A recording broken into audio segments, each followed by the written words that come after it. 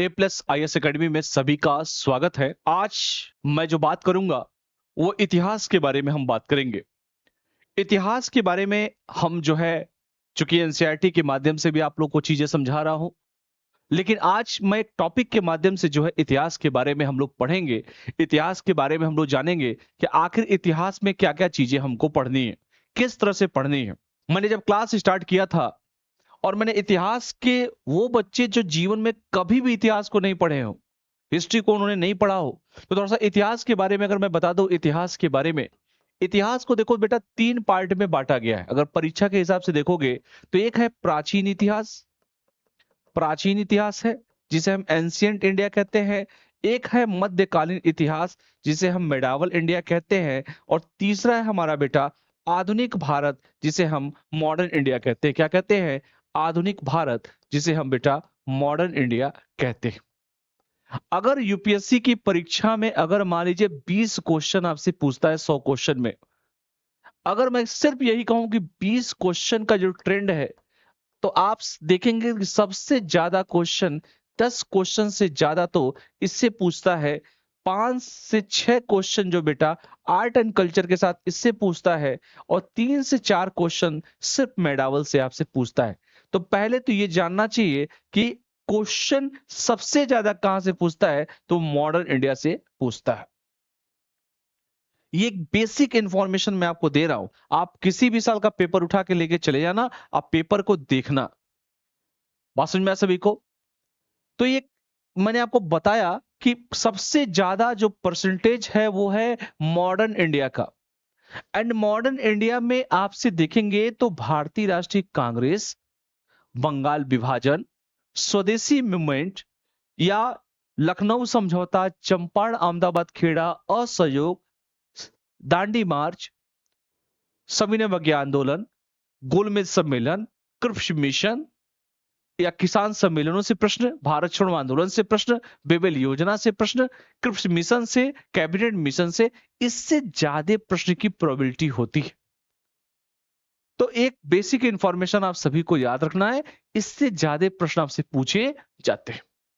लेकिन आज मैं एक टॉपिक स्टार्ट कर रहा हूं, बौद्ध धर्म और जैन धर्म, कि बुद्धिज्म क्या कहता है, जैनिज्म क्या कहता है, कितनी बौद्ध संगीतियां थी, श्वेतांबर क्या होते हैं, दिगंबर क्या होते हैं, इन सभी मुद्दों पर आज हम लोग चर्चा परिचर्चा करेंगे। तो हम स्टार्ट करने वाले बेटा, बिना समय गवाए हम बात करेंगे बेटा बौद्ध धर्म के बारे में। बौद्ध धर्म क्या है? तो गौतम बुद्ध को बारे में अगर हम बात करें, गौतम बुद्ध के बारे में, ठीक है बेटा, एकदम बेसिक से बता रहा हूं। ये बौद्ध धर्म के संस्थापक थे। पहली बात, गौतम बुद्ध थे, और इन्हें एशिया, लाइट ऑफ एशिया कहता है। इन्हें क्या बोलता है? ये बौद्ध धर्म के संस्थापक। किसके बेटा? बौद्ध धर्म के संस्थापक। कौन? गौतम बुद्ध। दूसरा, इन्हें एशिया का ज्योतिपुंज कहा जाता है, लाइट ऑफ एशिया कहता है। एशिया का ज्योतिपुंज कहा जाता है, ज्योतिपुंज कहा जाता है। बात समझ में आया सभी को? इनका जन्म हुआ था 563 ईसा पूर्व में। कब जन्म हुआ था बेटा? इनका जन्म हुआ था 563 ईसा पूर्व में। एक एक चीज बेसिक से बता रहा हूं। ईसा पूर्व में कहां हुआ था? कपिल वस्तु में हुआ था। मतलब कपिल वस्तु के लुम्बिनी नामक स्थान पर इनका जन्म हुआ था। कहां पर हुआ था? जन्म हुआ था कपिल वस्तु के लुम्बिनी नामक स्थान पर, नेपाल में पड़ता है। चूंकि इनके पिता का नाम क्या था बेटा? शुद्धोदन। किस वंश के थे ये? शाक्यगढ़ के हेड थे, शाक्यगढ़। फादर का नाम क्या था बेटा? पिता का नाम था शुद्धोदन। पिता शुद्धोधन, शुद्धोधन जी। एकदम बेसिक इंफॉर्मेशन जो आप सभी जानते भी होंगे। और जब ये जन्म हुआ, तो जन्म के कुछ ही दिन बाद कहा जाता है कि जब ये पैदा हुए तो 1 हफ्ते के अंदर ही इनकी माता जी का डेथ हो गया, और इनकी माता का नाम महामाया था। अब जब छोटा बच्चा है, पिता है, माता का डेथ हो जाता है, तो इनका पालन पोषण कौन करेगा? तो इनका पालन पोषण इनकी मौसी ने किया, जिसे हम सौतेली मां भी कह सकते हैं, जिसका नाम था प्रजापति गौतमी। माता का नाम क्या था? माता का नाम महामाया, लिख लो। माता का नाम क्या था बेटा? महामाया। माता का नाम महामाया था। और जन्म के 7 दिन बाद, जन्म के 7 दिन के बाद माता का निधन, माता का निधन।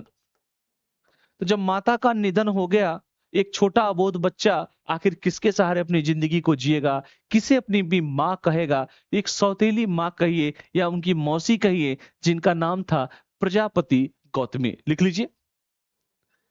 तो लालन पालन जो किया, लिख लो, लालन पालन सौतेली मां कहिए, जिनका नाम था प्रजापति गौतमी। लिख लो, प्रजापति गौतमी।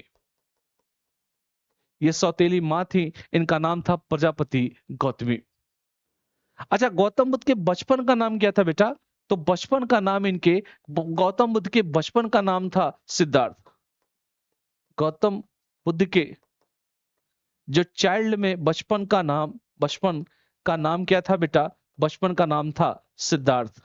जैसे आप लोग के बचपन का नाम होता है छोटू मोटू, वैसे इनके बचपन का नाम था बेटा, बचपन का नाम इनके सिद्धार्थ था। सिद्धार्थ जब अपनी मौसी ने इनको पाला पोसा बड़ा किया, राजा के बेटे थे, तो जब बच्चा थोड़ा थोड़ा सा बड़ा होता है तो वो दुनियादारी सीखता है। जैसे ही थोड़ा बड़ा हो गया तो बाबूजी ने कहा बेटा शादी करो। आजकल के पापा लोग तो थोड़ा लेट से शादी कर रहे हैं। बच्चा भी करा, नहीं नहीं पापा, हम अपने पैर पे खड़े हो जाएंगे, हम अपनी जिम्मेदारियों को जब निभाना समझ लेंगे तब हम पापा शादी करेंगे। पापा कहते हैं अच्छा, तो कब निभाओगे? 30 साल, 32 साल, 35 साल, 40 साल पे? नहीं पापा। तो पहले के लोग राजा के बेटे थे, जब 16 साल के हुए तो 16 साल में इनके पिताजी ने कहा नहीं बेटा आप शादी कर लो। तो 16 साल में इनका जो है विवाह हो गया। इनकी पत्नी यशोधरा थी। इनका नाम चूंकि सिद्धार्थ था, बचपन का नाम इन्हें सिद्धार्थ कहा गया। पत्नी का नाम यशोधरा था। और इन दोनों के मतलब गौतम बुद्ध और उनकी पत्नी, इन दोनों से एक पुत्र हुआ। उस पुत्र का नाम था बेटा राहुल। क्या नाम था? राहुल। तो लिख लीजिए। तो मैं कहूं, गौतम बुद्ध के बचपन का नाम था बेटा सिद्धार्थ, और सिद्धार्थ की पत्नी थी, इनकी पत्नी थी, उनका नाम था बेटा यशोधरा। यशोधरा। और दोनों के मिलने से एक पुत्र पैदा होता है। उस पुत्र का नाम है बेटा राहुल। कितने वर्ष पे शादी हुई? सिद्धार्थ की शादी हुई 16 वर्ष की अवस्था में। शादी 16 वर्ष की आयु में। सिद्धार्थ की शादी हुई 16 वर्ष की आयु में। अब तो भैया, अब जब शादी किसी की हो जाती है, आप ही लोग की शादी हो जाएगी, तो आप लोग क्या करोगे? कहोगे भैया अब तो देखो बहुत अच्छा लग रहा है, शादी हो गई, बच्चा हो गया। अब सिद्धार्थ जब धीरे धीरे अपने क्षेत्र को घूमना चालू किए, भाई बड़े हो जाएंगे कब तक घर में रहेंगे? बाहर आदमी निकलेगा कि नहीं निकलेगा?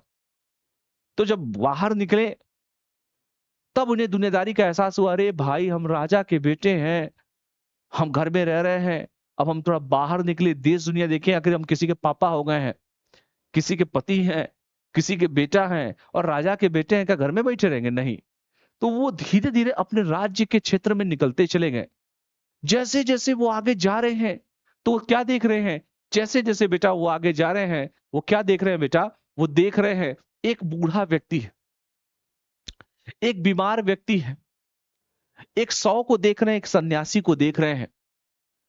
अब उनको जीवन का दर्द पता चला कि हम भी तो कभी बूढ़े होंगे, हम भी तो कभी बीमार होंगे, हम भी तो शव कभी कोई जलाएगा, या हम भी तो कभी सन्यासी हो सकते हैं।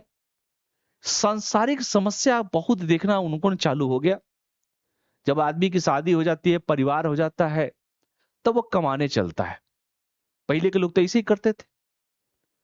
जब उनको लगा कि थोड़ा सा देखा यार राज्य पाट कैसे चल रहा है, तो जब बाहर निकलते हैं और लोगों के दर्द को देखते हैं, 29 वर्ष की अवस्था में इनका मन इतना व्यथित हो गया, इतना दुखी हो गया, सांसारिक समस्याओं से इतना ये ग्रस्त हो गए। संसार, इनकी कोई समस्या नहीं थी, सांसारिक समस्याओं को देखकर खुद दुखी हो गए। कह रहे भैया जिंदगी में कितना दुख है, ये जो क्षणभंगुर चीजें जो हमें मिल रही हैं, ये सिर्फ क्षणभंगुर आज है, कल नहीं है। लेकिन सांसारिक समस्याओं से दुखी होकर ये क्या किए बेटा, घर को त्याग दिया। और इसे घटना को बौद्ध धर्म में महाभिनिशीक्रमण कहा जाता है, याद रखिएगा।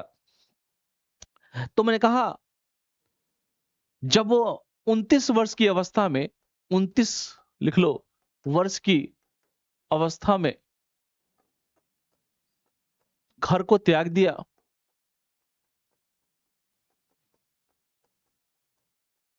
और ये घटना क्या कहलाती है, ये घटना महाभिनिशीक्रमण कहलाता है, क्रमण कहलाता है। बौद्ध धर्म में महाभिनिशीक्रमण कहा जाता है।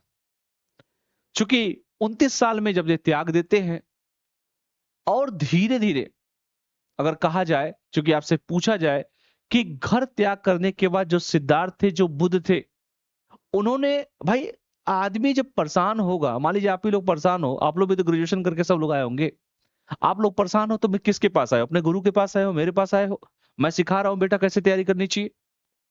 तो जब ये परेशान हुए, इधर उधर खूब भगे, तो वैशाली पहुंचे, वैशाली मेरे बिहार, और आलार कला में एक जगह, एक गुरुजी थे वहां पर, उनसे उन्होंने सांख्य दर्शन की शिक्षा ली। गुरुजी ने कहा चलो भाई हमारे पास आए हो, हम आपको शिक्षा देंगे, जो हमारे पास है दे देंगे। और यही आपके, जैसे मैं आपका पहला गुरु हूं, अगर आप ग्रेजुएशन के बाद सिविल की तैयारी में आए हैं तो मैं आपको शिक्षा दे रहा हूं। तो ये आलार कलाम भी जो क्या थे, सिद्धार्थ के पहले गुरु थे, जिससे उन्हें शून्य का ज्ञान प्राप्त हुआ। कौन सा ज्ञान बेटा, शून्य का। तो प्रथम गुरु कौन थे बेटा, प्रथम गुरु थे आलार कलाम, कलाम। और आलार कलाम से शून्य की शिक्षा लिया, और आलार कलाम सांख्य दर्शन, सांख्य दर्शन, शून्य की शिक्षा लिया। आलार कलाम के बाद जो है सिद्धार्थ ने, चूंकि ज्ञान जब एक्सप्लोर आप करोगे तो भाई एक जगह तो टिकोगे नहीं, वैशाली पहुंचा। प्रथम गुरु कहां के थे, वैशाली। वैशाली चूंकि बिहार में एक जगह है वैशाली। तो धीरे धीरे आलार कलाम के बाद सिद्धार्थ ने राजगीर के जो है रुद्रकाराम पुत्र से शिक्षा ग्रहण की, जिससे उन्होंने योग का ज्ञान प्राप्त किया। तो सांख्य दर्शन का ज्ञान किससे प्राप्त किया, सांख्य दर्शन का ज्ञान, सांख्य दर्शन का ज्ञान इन्होंने आलार कलाम से प्राप्त किया, आलार कलाम से प्राप्त किया। और राजगीर में एक जगह है, इनके गुरु, राजगीर में एक गुरु इनके मिले, उस गुरु का नाम क्या था बेटा, उस गुरु का नाम था रुद्र कराम पुत्र। लिखो, रुद्र कराम पुत्र, रुद्र कराम पुत्र। इससे इन्होंने योग दर्शन, योग का ज्ञान प्राप्त, योग का ज्ञान प्राप्त। समझो, एक एक बात को समझो बेटा। और इनसे इन्होंने योग, अगर आपसे पूछे कि सांख्य दर्शन का, तो आलार कलाम से, शून्य का आलार कलाम से। लिख लो पहले इतना।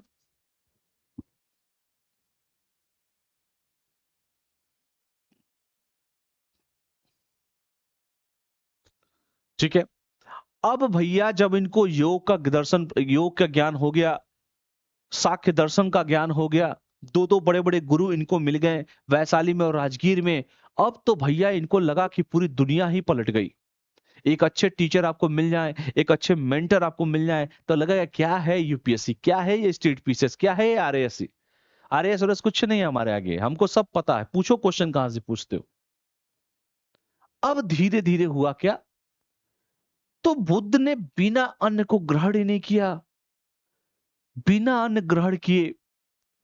सोचिए, ये छोटा सा बच्चा जिसका नाम है गौतम, जिसका नाम है सिद्धार्थ, ये छोटा बच्चा क्या करता है, बिना अन्न ग्रहण किए 6 वर्ष तक दिन रात तैयारी करते। जैसे आप लोग सिविल सर्विसेज की तैयारी कर रहे हैं, वैसे 6 वर्ष तक लगातार ये तैयारी कर रहे हैं।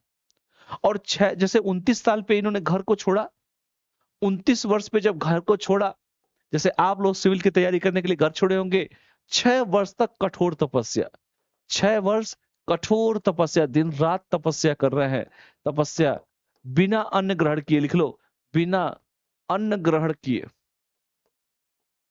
सिर्फ एक ही चीज लक्ष्य है सिविल सर्विसेज को क्रैक करना कैसे हम करके दिखा दें। और इन्होंने, सबसे बड़ी बात मैं कह रहा हूं, इन्होंने कहां पर बेटा, इन्होंने 6 वर्ष तक कठोर तपस्या की और 35 वर्ष की आयु में, 29 में 6 जोड़ेंगे तो क्या होगा, 35 साल। तो 35 साल की आयु में क्या हुए, ये प्रॉपर आईएएस बन गए।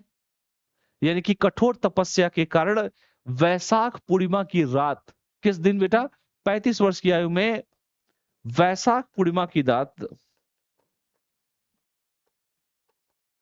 जैसे बुद्धि पूर्णिमा कहते हैं, पूर्णिमा की रात किस नदी के किनारे, निरंजना नदी के तट पर, लिख लो, निरंजना नदी के तट पर, किस वृक्ष के नीचे, पीपल वृक्ष के नीचे, लिख लो बेटा, पीपल वृक्ष के नीचे, पीपल वृक्ष के नीचे इन्हें क्या प्राप्त हुआ, इनको लगा रे पूरी दुनिया मिल गई हमको। पीपल वृक्ष के नीचे इनको, सिद्धार्थ को ज्ञान प्राप्त हुआ। पीपल वृक्ष के नीचे क्या हुआ बेटा, ज्ञान की प्राप्ति। ज्ञान ऐसे लिखो, पीपल वृक्ष के नीचे लिख लो, पीपल वृक्ष के नीचे ज्ञान की प्राप्ति। इनको लगा अरे भैया सिविल सर्विसेज क्रैक हो गया हमारा, इतना 6 साल पढ़े हैं कि पूरी दुनिया को कर लो दुनिया मुट्ठी को। और इस ज्ञान की प्राप्ति को बौद्ध ग्रंथों में क्या कहते हैं, बौद्ध धर्म में इस घटना को लिख लो, बौद्ध धर्म में इस घटना जो इंसिडेंट हुआ, इस घटना को क्या कहते हैं बेटा, इस घटना को कहते हैं, क्या कहते हैं, इस घटना को धर्म चक्र प्रवर्तन कहते हैं। लिख लो, धर्म चक्र प्रवर्तन कहते हैं, प्रवर्तन। इस घटना को हम धर्म चक्र प्रवर्तन कहते हैं। इस तरह से पढ़ोगे तो बेटा आपका काम होगा। एक एक चीज जुड़ा हुआ है इतिहास में, एक एक कॉन्सेप्ट जुड़ा हुआ है। तो 35 वर्ष की आयु में इनको ज्ञान की प्राप्त हुई बोध गया में। कहां प्राप्त हुई बेटा, बोध गया में। और इस घटना को क्या बोलते हैं, धर्म चक्र प्रवर्तन के नाम से जाना जाता है। आप लोग जैसे डीएम बनेंगे कहीं के, तो मान लीजिए राजस्थान के ही डीएम अगर बने, तो जो आपकी भाषा है वो भाषा में बात करिए, रीजनल लैंग्वेज में बात कीजिए। रीजनल लैंग्वेज में इससे भी बात कीजिए कि आप जिस व्यक्ति से जुड़ रहे हैं उस व्यक्ति की भाषा में बात करेंगे तो उसे अपनापन लगेगा। आपको मालूम होगा जब इस देश में हॉकिंस आता है तो आके जो है, चूंकि पत्र तो अकबर के नाम पे था लेकिन अकबर उस समय था नहीं, और उसकी मुलाकात होती है, ठीक है, जहांगीर से, और उसे उसकी भाषा में बात करता है। वो चाहता तो अंग्रेजी बतियाता, लेकिन वो उसे उसी की लैंग्वेज में बात करता है। इसी तरह बुद्ध ने अपने उपदेश जो था वो जन साधारण की जो भाषा थी, यानी कि पाली भाषा में बात किया। तो आपसे पूछा जाए कि बुद्ध ने अपना जो उपदेश दिया, यानी कि बुद्ध ने अपना प्रथम उपदेश तो चूंकि सारनाथ में दिया, उत्तर प्रदेश में दिया, और बौद्ध धर्मों में इस घटना को धर्मचक्र प्रवर्तन कहा गया है। आप मुझे बताइए कि ज्ञान प्राप्ति के बाद, लिखो, ज्ञान प्राप्ति के बाद, लिख लो, ज्ञान प्राप्ति के बाद सिद्धार्थ किस नाम से जाने गए, जो सिद्धार्थ है बेटा वो सिद्धार्थ बुद्ध के नाम से जाने गए, बुद्ध के नाम से जाने गए। सिद्धार्थ बुद्ध के नाम से बेटा जाने गए। और बुद्ध ने अपना प्रथम उपदेश कहां दिया, तो प्रथम उपदेश दिया बेटा सारनाथ में, प्रथम उपदेश दिया सारनाथ में दिया,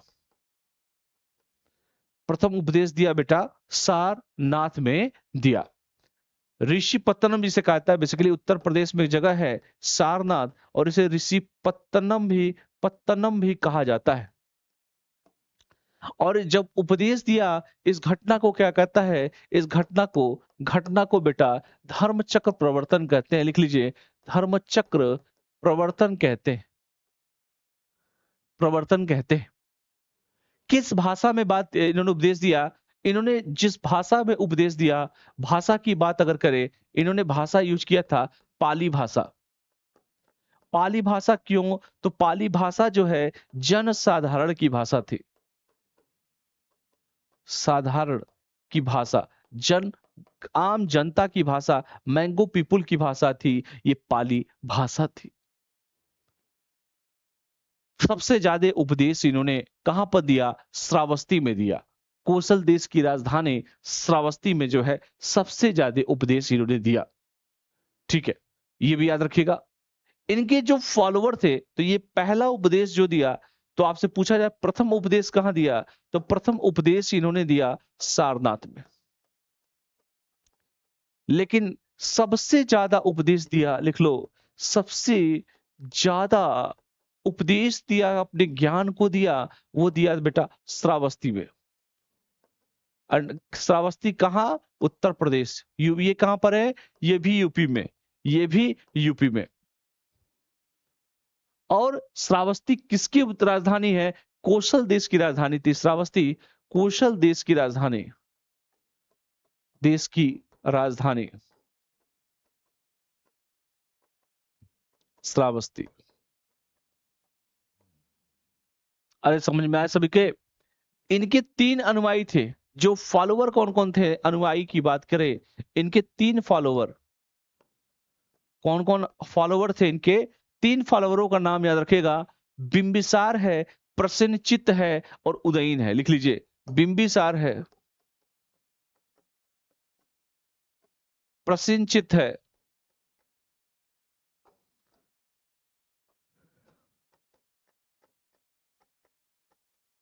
चित्त है और उदयन है। 3 इनके बेटा फॉलोवर है। बिंबिसार है, प्रसेनचित्त है और उदयन है। याद रखिएगा, बिंबिसार, प्रसेनचित्त और उदयन जो है, ये 3 इनके क्या है? बड़े ही बड़े फॉलोवर है बेटा। अब जो फॉलोवर होता है, जो अनुयायी होता है, वो क्या करता है बताइए? और आप जानते हैं कि इन्होंने जीवन में आखिरी बार, मल्लो की राजधानी है कुशीनारा, मल्लो की राजधानी है, जो कि उत्तर प्रदेश में एक जगह है। मल्लो की राजधानी, मल्लो की राजधानी, मल्लो की राजधानी है बेटा कुशीनारा, कुशीनारा। कुशीनारा को बेटा आज वर्तमान में हम कुशीनगर कहते हैं, कुशीनगर। तो कुशीनगर में इनका क्या हुआ? इनकी मृत्यु हो गई 483 ईसा पूर्व में। लिख लो, 483 ईसा पूर्व में। और घटना क्या कहलाती है? ये जो घटना, इंसिडेंट हो गया, इस घटना को बौद्ध ग्रंथों में, बौद्ध धर्म में क्या बोला गया है? महापरिनिर्वाण कहा गया है, महापरिनिर्वाण कहा गया है। इस घटना को महापरिनिर्वाण कहा गया है। बात समझ में आया? आप जब भी जाएंगे कुशीनगर, कुशीनगर में चूंकि इंटरनेशनल एयरपोर्ट भी है, तो वहां ये सारी चीजें आपको देखने को मिली है कि मल्लू की राजधानी कुशीनगर, वर्तमान नाम कुशीनगर है, कुशीनारा। 483 ईसा पूर्व में क्या हो गया? इनका डेथ हो गया। इस घटना को बौद्ध ग्रंथों में महापरिनिर्वाण के नाम से बेटा जाना जाता है। इस घटना को भी आप लोग लिख लीजिए। एकदम आसान तरीके से मैं पढ़ा रहा हूं। अगर किसी भी बच्चे को, आपको पता चले, तो ये सारी चीजें आप सभी आराम से लिख सकते हैं। बौद्ध धर्म के 3 रत्न हैं। अगर आपसे पूछा जाए कि बौद्ध धर्म के त्रिरत्न कौन है, तो लिखिए बौद्ध धर्म के त्रिरत्न, बौद्ध धर्म के त्रिरत्न। ये 3 रत्न कौन है? ये 3 रत्न याद रखिएगा। ये बौद्ध धर्म के जो त्रिरत्न है, बुद्ध है, धम्म है और संघ है। लिखो, बुद्ध है, धम्म है और संघ है, त्रिरत्न है। बौद्ध, जो बौद्ध संघ था, उसमें सम्मिलित होने के लिए न्यूनतम आयु सीमा कितनी थी? तो कोई भी बौद्ध, जो बौद्ध संघ में, जैसे यूपीएससी की परीक्षा देनी हो, राजस्थान आरएएस की परीक्षा देनी हो, तो एक एज लिमिट होता है कि भैया इस एज से इस एज तक आप अप्लाई कर सकते हैं। तो वैसे ही जो बौद्ध संघ था, उसमें सम्मिलित होने के लिए, शामिल होने के लिए, लिख लो, शामिल होने के लिए, होने के लिए न्यूनतम आयु कितना था बेटा? 15 वर्ष। न्यूनतम आयु बेटा 15 वर्ष था। ठीक है। जीवन में इनको लगा कि विश्व जो है दुखों से भरा है, जीवन में हर जगह दुख दिख रहा है, व्यक्ति परेशान है। और आज भी देखिए, गांधी जी ने क्या कहा इस देश में उपभोक्तावाद बढ़ते जा रहा है। आपकी इच्छाओं का कोई अंत नहीं है। और गांधी जी ने इस बात को कहा, याद होगा, कि चरखा चलाने से और देश सूत काटने से देश की गरीबी को तो दूर नहीं कर सकते, लेकिन लोगों के दिलों में आत्मस्वावलंबन की भावना को जागृत कर सकते हैं। ठीक है, ये सारी चीजें। अच्छा, बौद्ध धर्म में तीन, या बौद्ध धर्म की बताए बौद्ध संगीति की बात करें, बौद्ध संगीतियां लिखिए। अक्सर आपकी परीक्षाओं में ये सारे प्रश्न जो मैं बोला हूं ये पूछे जाते रहते हैं। तो चार बौद्ध संगीति हुई थी, चार बौद्ध संगीतियां, चार बौद्ध संगीतियां हुई थी। अब भैया चार कौन कौन सी हुई थी? तो लिखिए प्रथम बौद्ध संगीति, लिखिए पहला प्रथम बौद्ध संगीति। प्रथम बौद्ध संगीति जो हुई थी बेटा, वो 483 ईसा पूर्व में हुई थी, 483 ईसा पूर्व में। और स्थान अगर आपसे पूछा जाए तो राजगृह में हुआ था। और इसकी अध्यक्षता किया किसने? प्रथम बौद्ध संगीति का वो अध्यक्षता करने वाला और कोई नहीं था, वो अध्यक्षता करने वाला उस व्यक्ति का नाम था महाकश्यप। महाकश्यप। आज सबसे इंपॉर्टेंट है किसके शासनकाल में? तो प्रथम बौद्ध संगीति का जो शासनकाल अगर आपसे पूछ दिया जाए ये किसके शासनकाल में हुआ था, तो ये हुआ था अजात शत्रु के शासन काल में। लिखिए अजात शत्रु के शासन काल में, शत्रु के शासन काल में।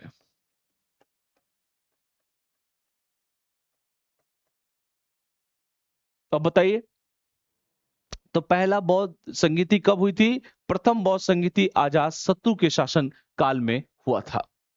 तो चार बौद्ध संगीति में जो पहला है वो अजात शत्रु के शासन काल में हुआ था, याद रखिएगा। अब बात करते हैं द्वितीय बौद्ध संगीति। लिखिए बीच में द्वितीय बौद्ध, लिखिए द्वितीय बौद्ध संगीति। तो द्वितीय बौद्ध संगीति कहां हुई थी बेटा? किसके शासनकाल में हुई थी? लिख लीजिए। तो द्वितीय जो बौद्ध संगीति हुई थी वो हुई थी 383 ईसा पूर्व में, 383 ईसा पूर्व में। द्वितीय बौद्ध संगीति हुई थी बेटा वैशाली में। कहां हुई थी? वैशाली में, वैशाली में हुई थी। अध्यक्षता किसने किया? साबा कामी ने। अध्यक्षता लिख लो, साबा कामी ने किया, साबा कामी। अध्यक्षता साबा कामी ने किया। और शासनकाल किसका था? काला शोक का शासनकाल था।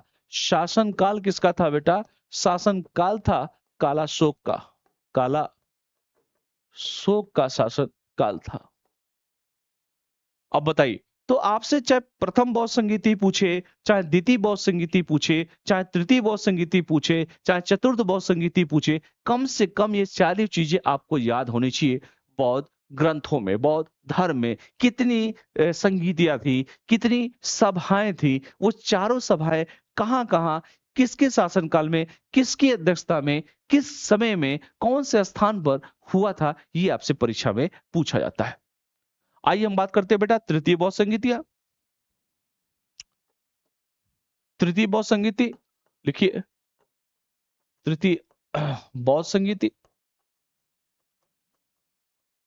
तृतीय बौद्ध संगीति की बात अगर हम करें तो तीसरी जो बौद्ध संगीति हुई थी वो 250 ईसा पूर्व में हुई थी। कब हुई थी? 250 ईसा पूर्व में।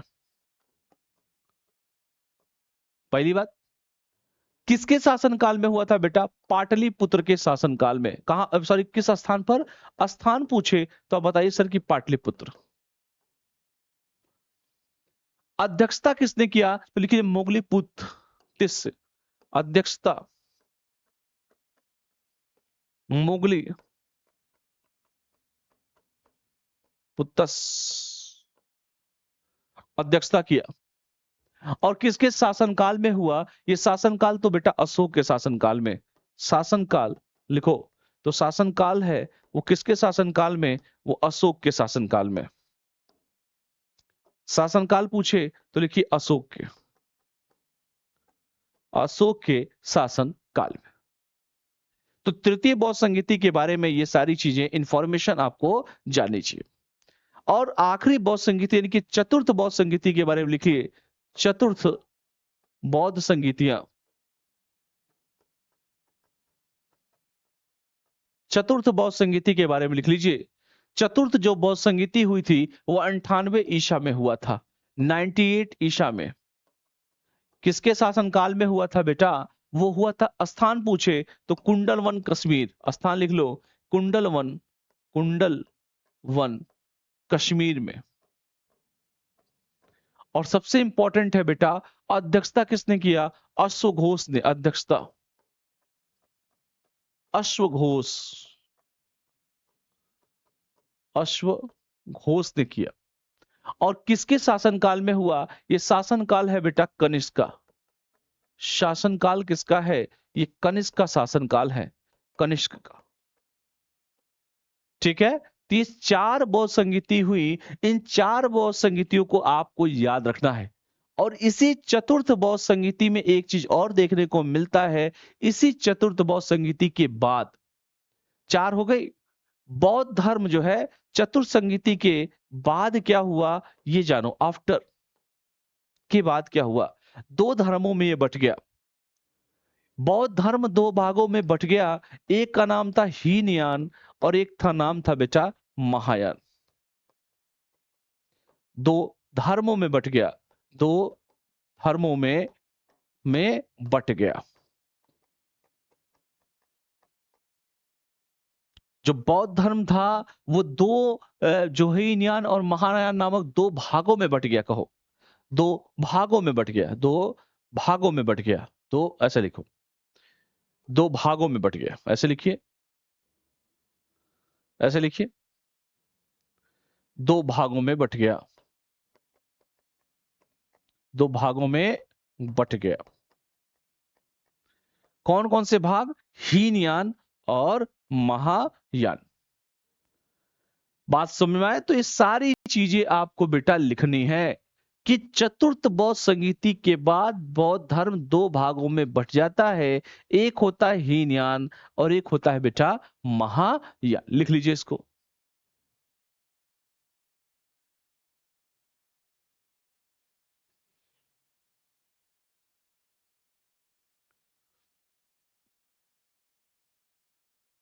फटाफट सब लोग लिख लीजिए। अगर इसके बाद हम बात करें हीनयान और महायान के बारे में, बौद्ध धर्म के जो महायान संप्रदाय का जो आदर्श है वो क्या है बेटा? बोधिसत्व। अब भाई बोधिसत्व क्या है? बोधिसत्व के मतलब होता है कि दूसरों के कल्याण को प्राथमिकता देते हुए अपने निर्वाण में विलंब करते हैं, उसे कहते हैं बेटा बोधिसत्व कहते हैं। तो पहले इतना लिख लीजिए, फिर हम आगे बढ़ते हैं।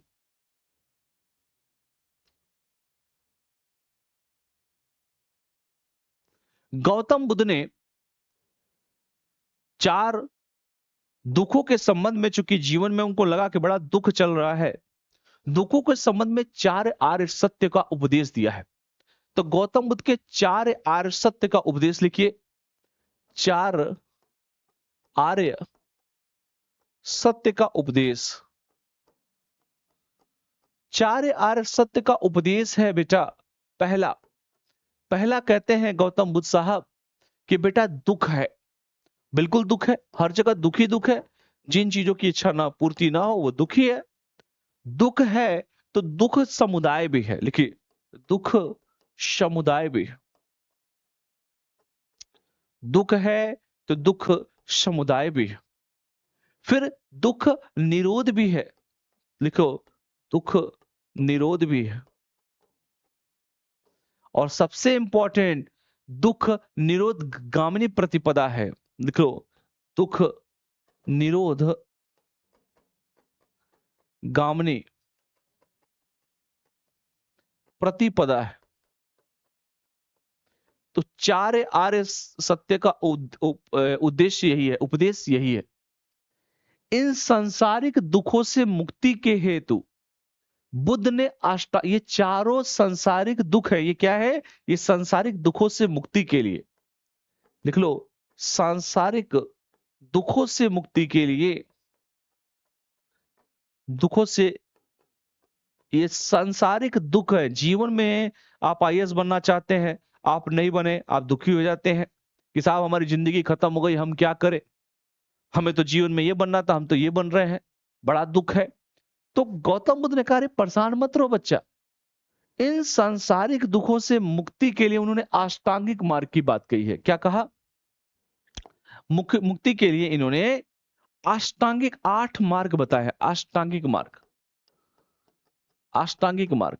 अब कहेंगे भैया ऐसा कौन सा मार्ग बता दोगे यार, अष्टांगिक मार्ग, तो भैया याद रखना, अष्टांगिक मार्ग मतलब सम्यक दृष्टि, सम्यक दृष्टि, समान दृष्टि, यही तो बात है।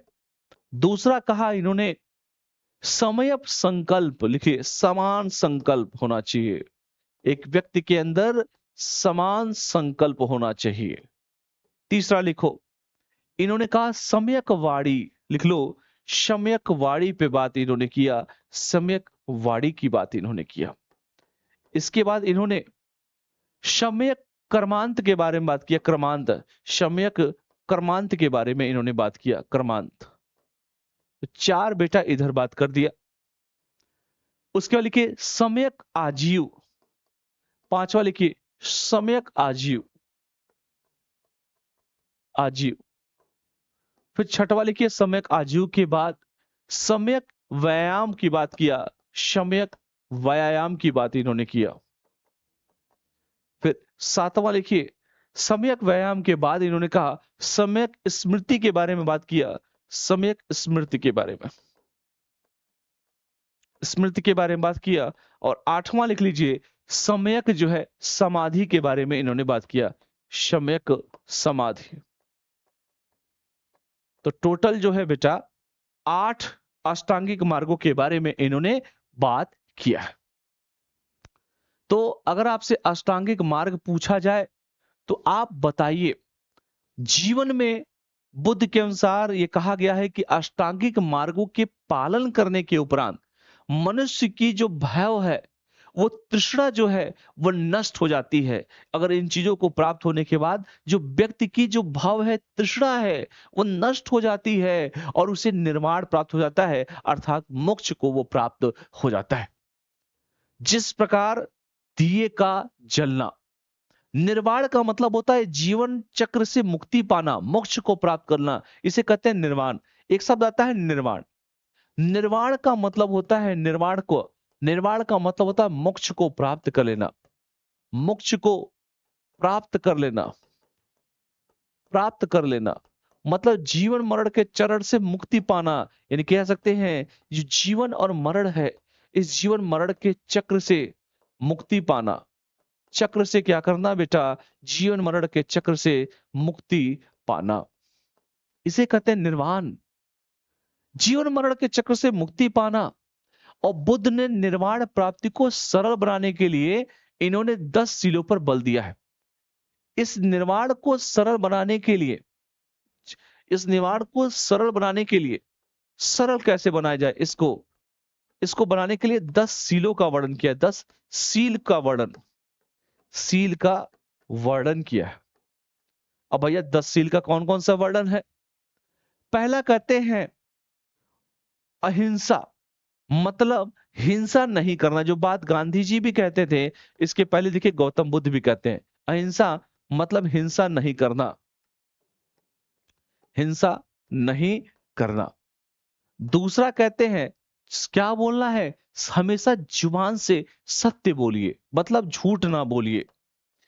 तीसरा कहते हैं देखो बेटा, अहिंसा नहीं करना है, झूठ नहीं बोलना है और चोरी नहीं करना। अस्तेय, अस्तेय क्या होता है? अस्तेय का अर्थ होता है चोरी ना करना, चोरी ना करना। अस्तेय का अर्थ होता है बेटा चोरी नहीं करना है। अपरिग्रह का मतलब होता है किसी प्रकार की संपत्ति न रखना। आईएएस पाईएएस बन रहे हो साहब, पता चला कि 1 महीने में 5 करोड़ का टर्नओवर हो रहा है, हाँ? भैया ये संपत्ति लोग बनाए जा रहे हैं, अरबों खरबों का व्यापार हो रहा है। अपरिग्रह का मतलब होता है किसी प्रकार की संपत्ति न रखना। चौथा लिखिए, ये कहा गया है बौद्ध धर्म में निर्वाण के बाद, अपरिग्रह मतलब परिग्रह है ये, अपरिग्रह किसी प्रकार की संपत्ति न रखना, संपत्ति न रखना, किसी प्रकार की संपत्ति न रखना। उसके बाद है मद सेवन न करना, मतलब शराब का सेवन न करना, दारू नहीं पीना, वाइन नहीं पीना। मद सेवन मतलब शराब का सेवन न करना, न करना। बताइए, जितनी बात उन्होंने लोग बोली आज लोग धड़ल्ले से कर रहे हैं। लिख लो पहले इतना।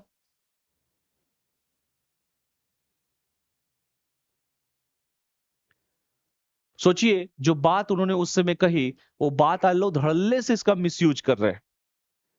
चोरी मत करो, संपत्ति मत रखो, शराब मत पियो।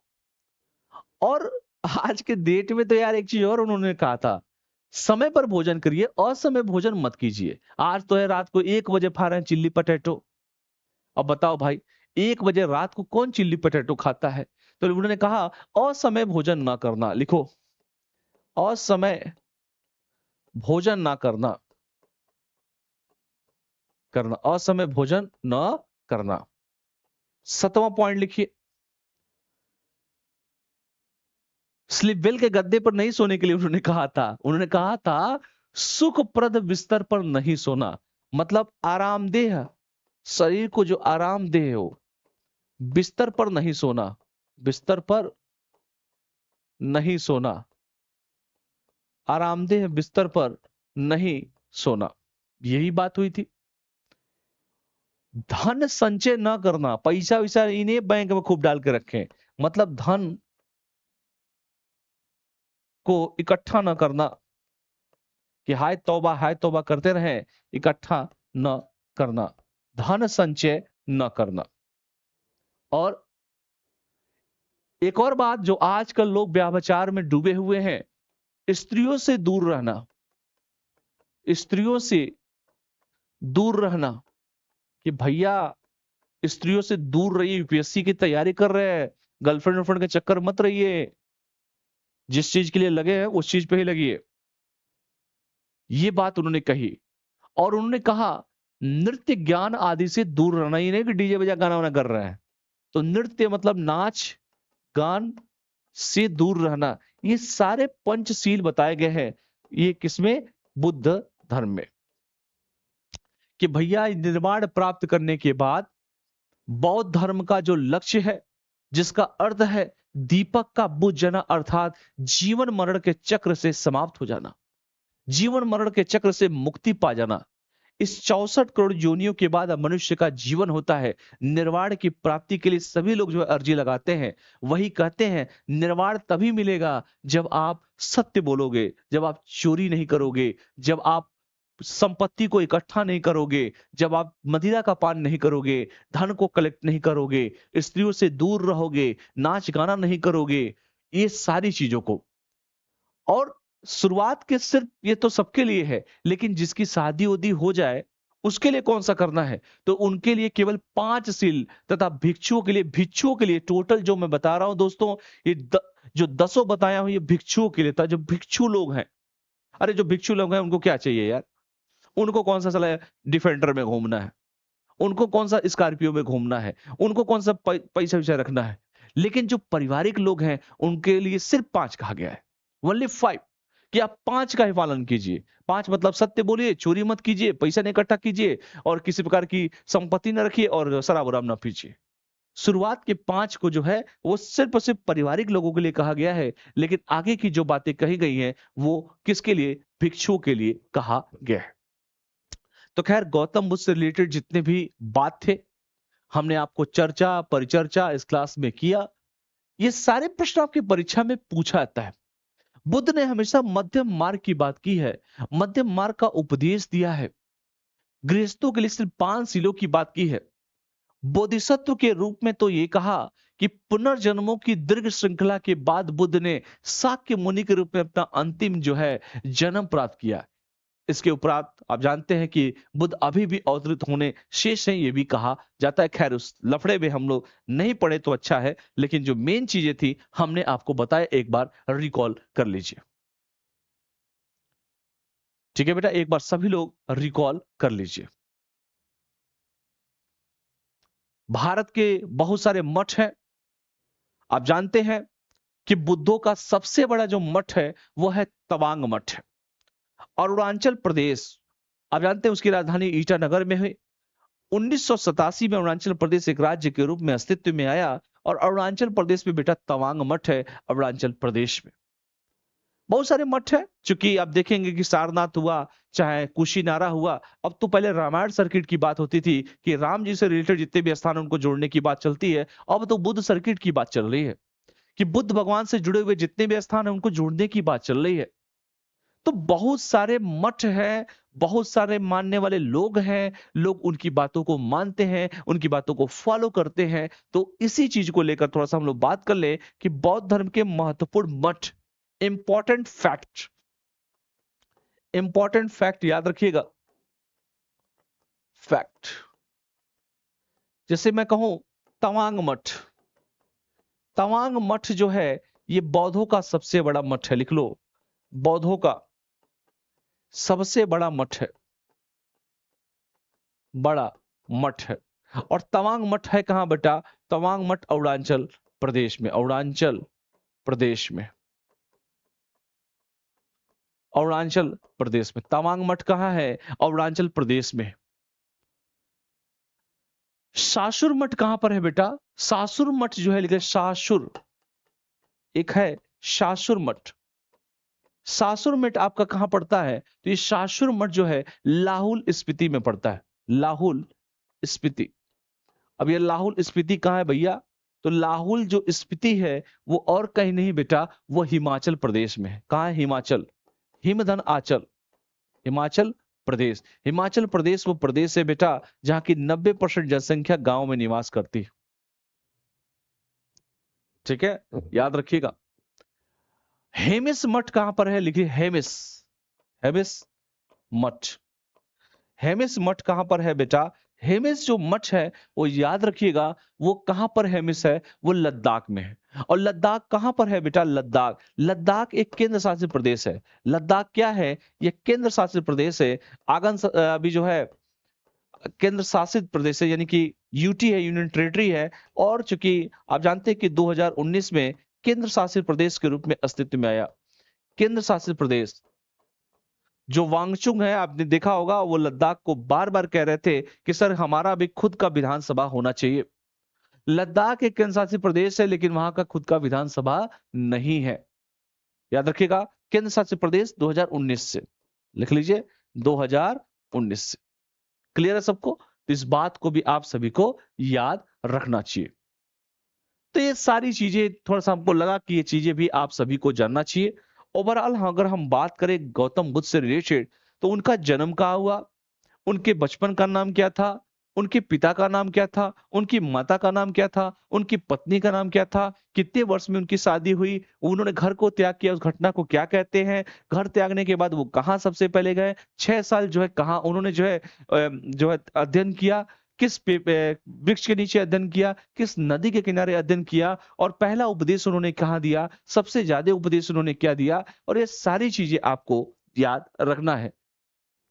तो ये लिख लीजिए, इंपॉर्टेंट जितने भी फैक्ट्स है उस फैक्ट को भी आप लोग याद रखिएगा। ठीक है बेटा, उस सारे फैक्ट को आपको याद रखने हैं, क्योंकि गौतम बुद्ध का जो टॉपिक है बेटा काफी इंपॉर्टेंट टॉपिक है और इस टॉपिक को नकारा नहीं जा सकता है। गौतम बुद्ध ने जो है अगर कहा जाए, अगर मैं बातों को करूं गौतम बुद्ध से रिलेटेड, एक मिनट रुक जाइए आप सभी। तो गौतम बुद्ध ने बुद्ध के जन्म और मृत्यु की तिथि को चीनी परंपरा के, अगर मैं बात करूं, अभिलेख के आधार पर निश्चित किया गया है। बौद्ध धर्म के बारे में हमें जो है जो ज्ञान है वो त्रिपिटक के माध्यम से मिलते हैं। बौद्ध धर्म के बारे में त्रिपिटक, 3 पिटक होते हैं, त्रिपिटक। कितने पिटक होते हैं बेटा? 3 पिटक होते हैं। त्रिपिटक का मतलब होता है जो बौद्ध धर्म में हमें जो है ज्ञान है, अगर कहा जाए वो त्रिपिटक, विनय पिटक, विनय लिख लो, विनय पिटक, सूत पिटक, अभिधम्म पिटक, अभिधम्म, विनय पिटक, सूत पिटक और अभिधम्म पिटक, 3 हमारे पिटक होते हैं। तीनों पिटकों की जो भाषा होती है, तीनों पिटक, चाहे विनय हो, चाहे सूत पिटक हो और चाहे अभिधम्म पिटक हो, इन तीनों पिटकों की जो भाषा है, जो लैंग्वेज है, ये जो भाषा है बेटा, वो भाषा कौन सी है? ये पाली भाषा है। कौन सी भाषा है? पाली भाषा। याद रखिए, ये पाली भाषा है। बात समझ में आया? अगर आपसे पूछा जाए कि कौन सी भाषा है, तो तीनों की पाली भाषा है। सूत पिटक में क्या था? सूत पिटक में बुद्ध के धार्मिक सिद्धांतों को संवाद के रूप में संकलित किया गया है। अगर आपसे पूछा जाए कि व्हाट इज सूत पिटक, सूत पिटक का मतलब यह है बुद्ध के, लिख लो, जो सूत पिटक है, 3 हमारे पिटक है, विनय पिटक, सूत पिटक और अधिधम्म पिटक। तो बुद्ध के धार्मिक सिद्धांतों को, बुद्ध के धार्मिक सिद्धांतों को, बुद्ध के धार्मिक सिद्धांतों को क्या किया गया बेटा? संवाद के रूप में संकलित किया गया। लिखो, संवाद के रूप में संकलित, रूप में संकलित, उसका नाम है बेटा सूत पिटक। अगर हम बात करें विनय पिटक के बारे में, तो विनय पिटक में लिख लीजिए, विनय पिटक के बारे में लिख लीजिए। इसमें विनय पिटक में क्या कहा गया है? विनय पिटक में संघ के भिक्षु और भिक्षुड़ियों के लिए बनाए गए नियम, संघ के भिक्षु और भिक्षुड़ियों, भिक्षु और भिक्षुड़ियों के लिए बनाए गए नियम, जो भिक्षु थे, जो भिक्षुड़ी थे, उनके लिए बेटा बनाए गए नियमों का संग्रह है, लिए बनाए गए नियमों का, रूल्स का संग्रह, का संग्रह, कलेक्शन, याद रखिएगा, उसे हम विनय पिटक कहते हैं। लेकिन अभिधम्म पिटक में क्या था? अभिधम्म पिटक में, सूत पिटक में, एक मिनट, अभिधम्म पिटक में था बेटा, सूत पिटक में बड़े सिद्धांतों के सुव्यवस्थित अनुशीलन के लिए आवश्यक जो सारांश था, उन सारांशों तथा प्रश्नोत्तरी का समावेश किया गया है। सूत पिटक की बात की जाए या विनय पिटक की बात, ये सारी चीजें इसमें हम लोगों ने किया है। तो एक बार देख लीजिए, सारी चीजें क्रिस्टल क्लियर होना चाहिए सभी को। तो बेटा आज जितना भी हम लोगों ने पढ़ा है, तो बौद्ध धर्म से रिलेटेड जितने भी चीजें हमने पढ़ा है, विनय पिटक, सूत पिटक और अभिधम्म पिटक, इंपॉर्टेंट जो हमने इसके फैक्ट पढ़े हैं, वो सारी चीजें टोटल हमने 10 आपको जो है, जितने भी 10 क्या है, जो सील हैं, उन सीलों के बारे में बात किया है। 10 में से 1 to 5 उनके लिए है जो पारिवारिक व्यक्ति है, जो पारिवारिक व्यक्ति है, 1 to 5, और 1 to 10 किसके लिए है? ये बौद्ध भिक्षुओं के लिए, बौद्ध भिक्षु, क्योंकि सब लोग फॉलो नहीं कर पाएगा भाई, जिसका परिवार है वो अपने परिवार के लिए 2 रुपया कमाएगा नहीं, इसीलिए कहा गया 1 to 5 किसके लिए? पारिवारिक व्यक्ति के लिए। लेकिन 1 to 10 का जो रूल्स है वो बौद्ध भिक्षु के लिए है। अष्टांगिक मार्ग हमने बताया, 4 आर्य सत्य का उपदेश क्या है, चतुर्थ चारों बौद्ध संगीतियों के बारे में, पहला कहां हुआ, दूसरा कहां हुआ, तीसरा क्या हुआ, चतुर्थ कहां पर हुआ, बौद्ध संगीति के बारे में हमने बात किया, त्रिरत्न के बारे में बात किया, बौद्ध संघों के बारे में बात किया। उसके बाद मल्लों की राजधानी में चूंकि सबसे ज्यादा उपदेश इन्होंने सारनाथ में, पहला उपदेश चूंकि सारनाथ में, सबसे ज्यादा उपदेश श्रावस्ती में, और इसके साथ साथ जो है इनका जो मृत्यु होता है वो होता है कुशीनारा में। पहला उपदेश सारी बातें किया हमने, 29 वर्ष की अवस्था में घर को त्याग इन्होंने दिया, और साक्य दर्शन आलार कलाम इनके गुरु थे, और राजगीर में रुद्र करामपुत से इन्होंने योग का ज्ञान प्राप्त किया। ये सारी चीजों के बारे में अभी हमने कहा। सिद्धार्थ, चूंकि पत्नी का नाम यशोधरा, 16 वर्ष की उम्र में शादी हो गई थी, और पुत्र का नाम राहुल था। बौद्ध धर्म के बारे में हमने सारा डिटेल आप सभी से परिचर्चा किया है। तो आज जितना भी हमने आपसे बातें किया, जितना भी हमने आपसे डिस्कशन किया, मेरा मेन उद्देश्य बेटा यही था कि मेन उद्देश्य बस एक ही चीज था आप सभी से कि आप लोग को चीजें वो बता दो जिससे कि आप लोग कभी भी बौद्ध धर्म से आप जाके जितने भी प्रश्न प्रीवियस ईयर पूछे गए हैं, चाहे यूपीएससी लेवल के प्रश्न हो, चाहे स्टेट लेवल के प्रश्न हो, चाहे वनडे एग्जाम के प्रश्न हो, आप जाके पहले प्रश्नों को देखिए, प्रश्नों को देखिए अच्छे से और उस तरह के प्रश्नों को करने की आदत डालिए। मैंने पूरा डिटेल आपको बता दिया है। आपका काम है प्रीवियस ईयर क्वेश्चन पेपर को लीजिए, इस नोट्स को पढ़िए और जो लिखवाया है मैंने उसको पढ़िए, जो समझाया हूं इस वीडियो में 1 घंटे में उसको पढ़िए, उसको देखिए, बार-बार रिकॉल करिए और जाके प्रीवियस ईयर क्वेश्चन पेपर देखो कि यूपीएससी ने हर साल एक प्रश्न पूछा है कि नहीं पूछा। स्टेट पीसेस में 2 से 3 प्रश्न पूछे जाते हैं बेटा, हर साल इससे इंपॉर्टेंट टॉपिक है, हर साल इससे प्रश्न बेटा पूछे जाते हैं। तो मुझे उम्मीद है कि आप लोग को चीजें बड़ी अच्छी लगी होंगी। अपना कमेंट, अपने सुझाव, अपने रिव्यू को जरूर दीजिए। आप जो ए प्लस आईएएस एकेडमी जो में पढ़ रहे हैं, वहां पर जो भी बच्चे हैं उनको बेसिक से लेकर एडवांस लेवल तक बेटा पढ़ाया जाएगा। चाहे वो डेली करंट अफेयर हो, चाहे वो इतिहास की क्लास हो, चाहे वो एनसीईआरटी क्लास हो, चाहे वो अन्य फाउंडेशन कोर्स हो, सभी को बेसिक टू टॉप लेवल पे पढ़ाया जाएगा। और मैं चाहता हूं कि आपके क्षेत्र में जो सर ने जो नया इनिशिएटिव स्टार्ट किया है, सब इस प्लेटफॉर्म से जुड़िए और चीजों को और बेहतर करने में पूरा का पूरा सपोर्ट कीजिए। तो इन्हीं सब शब्दों के साथ, चूंकि आज मैंने बौद्ध धर्म को पढ़ाया, उसके बाद नेक्स्ट हम जो है अन्य चीजों को, टॉपिक को लेकर जो है आपके सामने प्रस्तुत होंगे। और मुझे उम्मीद है कि आप लोग को चीजें अच्छी लगी होंगी। तो जिन लोगों ने चैनल को सब्सक्राइब न किया हो, चैनल को सब्सक्राइब कर लें, बेल आइकन को प्रेस कर लें, ताकि जब भी कोई क्लास हो आपके पास सीधे मेरा नोटिफिकेशन जो है ए प्लस आईएएस एकेडमी का, वो आपके पास पहुंच जाए। तो चलिए आज के लिए इतना ही करते हैं। बहुत बहुत धन्यवाद। नमस्कार।